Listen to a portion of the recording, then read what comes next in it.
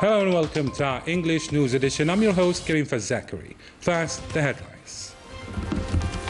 The President of the Republic, Abdelmajid Tebboune, chairs today a meeting of the Council of Ministers to adopt draft bills related to the sectors of justice and higher education.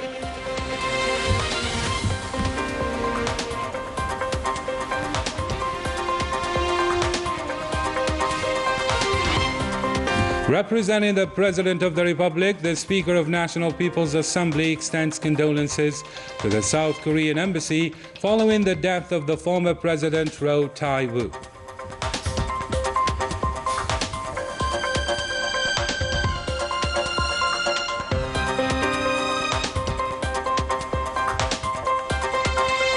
And the Prime Minister, Minister of Finance, Ayman bin Abdurrahman, chairs a cabinet meeting related to several vital sectors.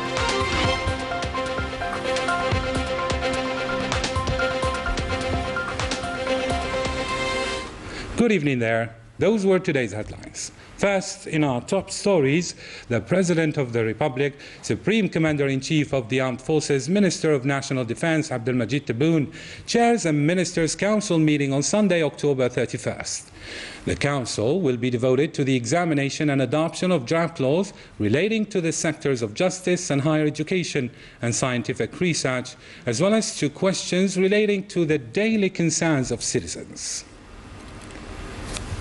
Moving on to another topic now, to another story. The President of the National People's Assembly, Brahim Boughali, signed on Saturday at the Embassy of South Korea in Algiers, on behalf of the President of the Republic, Abdelmajid Tebboune, the register of condolences following the death of the former President of South Korea, Roh Tae-woo, who passed away at the age of 88. In this painful circumstance, Boughali wrote, quote, "On behalf of the President of the Republic, Abdelmajid Tebboune, and Algeria, people and government, and in my name, my most sincere feelings of compassion and sympathy or empathy to the Republic of Korea, a friend country." End quote. He further added that the deceased dedicated his life to the service of the friend Korean people, establishing democracy in Korea and strengthening its economic takeoff. Brahim Boughali recalled that the former president had made efforts to forge friendships with Algeria. Moving on to another topic now, the Prime Minister, Minister of Finance, Ayman bin Abdurrahman, chairs on Saturday a cabinet meeting devoted to the sectors of telecommunication, trade, public works and industry at the Government Palace.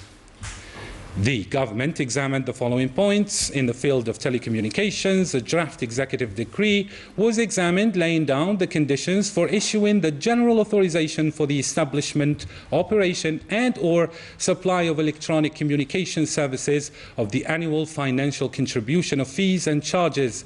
This is in line with the government's policy in terms of investment, incentives and the facilitation of investment, as well as the emergence of new players in the digital economic recovery plan.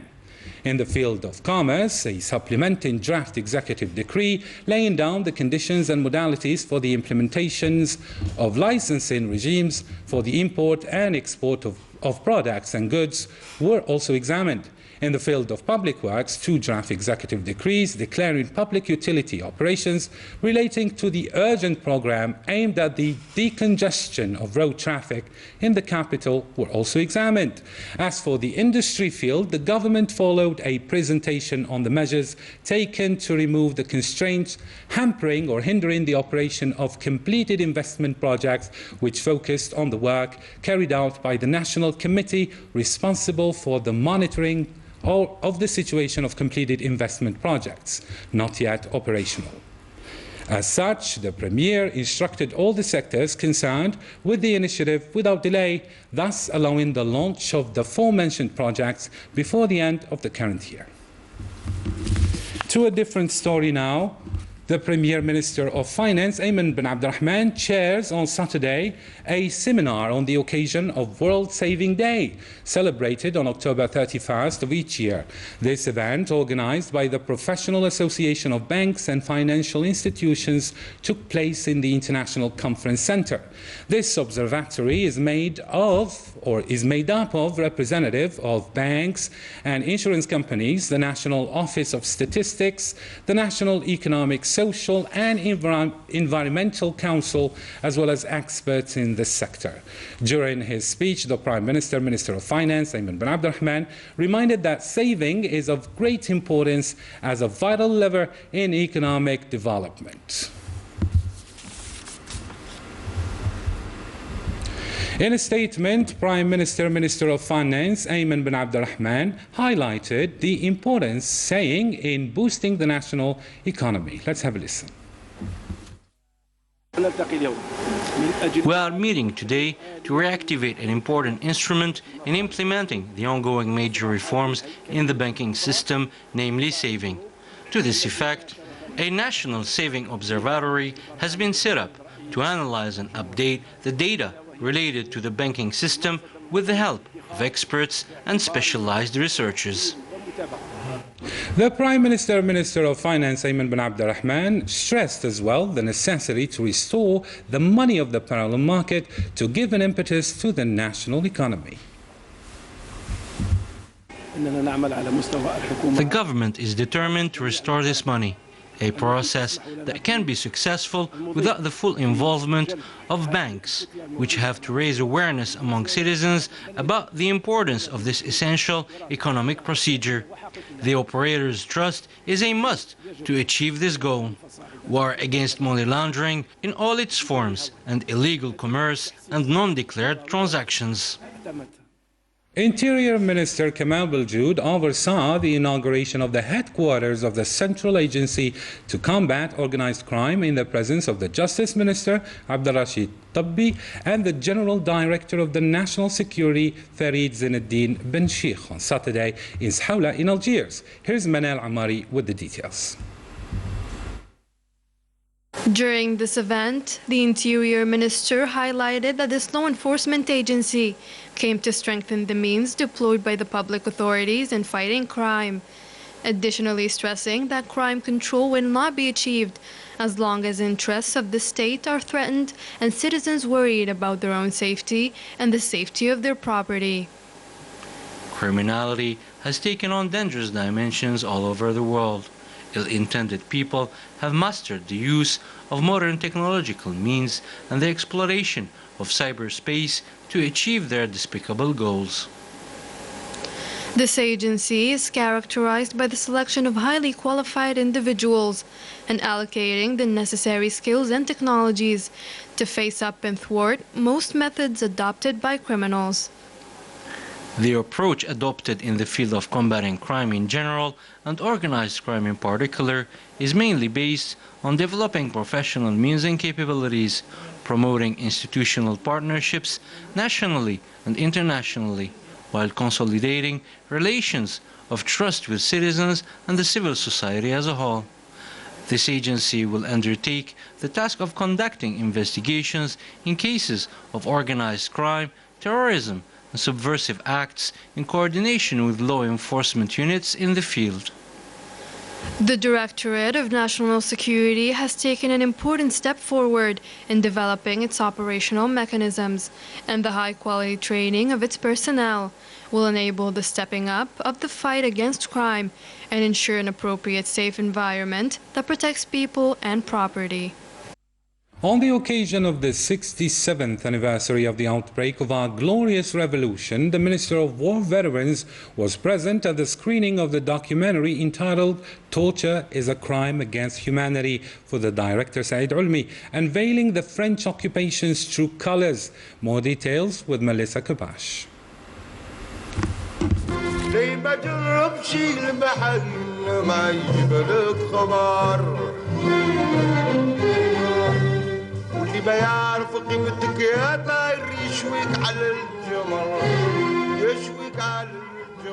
While war veterans fought the French colonizer through armed struggle, Algerian artists across the national territory for their part used their voices and sang for revolution. Poets, singers, and writers shouted loud and clear their rejection to a French Algeria by showing the journey of the Algerian people and its misery under the oppression of the French colonizer. In 1958, the National Liberation Front created its first theater company under the management of Mustafa Katib, who once said that this artistic company played the role of a popular diplomatic representation. Several literary works by well-known Algerian authors describe the hard daily life of the Algerian children as well, namely Le Petit-Fils du Pauvre by the prominent author Mouloud Ferroun, as well as La Grande Maison of Mohammed Dib. Art was truly used as a real weapon to express the Algerian people's determination to regain independence. Algerian artists dedicated both their body and soul to the revolution and finally sang for freedom. Gaining our freedom was the outcome of several struggles. The world of art and culture was mobilized as well, for his part, as well, through plays, films, and the dedication of our artists.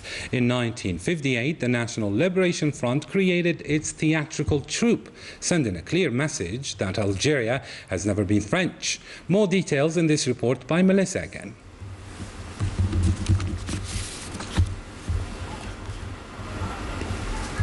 The history of the Algerian National Revolution can be learned at the National War Veteran Museum, which traces the history of the Algerian Popular Revolution in the face of French colonialism. The details with Manal Amari. The National War Veteran Museum at the Martyrs Monument here in Algiers holds exhibition galleries showing photos and paintings retracing the history of the Algerian people's struggle against French colonialism. The visitors of one of these galleries dedicated to popular resistance will discover the leaders of popular uprisings such as Emir Abdel Qader and Ahmed Bey. These are the first figures who played a big role in the Algerian resistance against French colonialism, namely Emir Abdel Qader, Al-Haj Ahmed Bey, Sheikh Amoud, Oulad Sidi Sheikh, Sheikh Bou'mama, and Lala Fatima Al-Soumer. Visitors can also discover all the stages of the resistance, from political struggles, the popular revolution, until the outbreak of the glorious National Liberation War. We can see photos of the historical group of the 22 who paved the way to the armed revolution, in addition to the group of the 6 who planned the outbreak of November 1st Liberation War. We can also see the offensive of the north of Constantine on August 20th, 1955, the Soumam Congress, the Battle of Algiers, as well as the 8-day strike in 1957. The visitors will discover the atrocities of French colonialism and the crimes that will remain engraved in the collective consciousness of the Algerian people for generations to come. Foreign Affairs Minister Mohammed Salam Boulsalek reaffirmed that peace as an option and an alternative to war is only possible if based on respect for international laws, which does not recognize the sovereignty of Morocco over Western Sahara.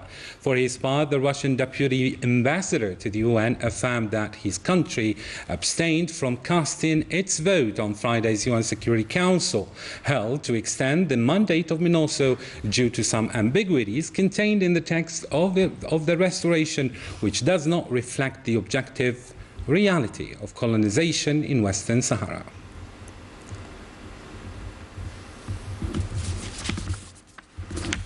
And with this, ladies and gentlemen, our news bulletin comes to a close. Thank you for tuning in to our channel, and good night.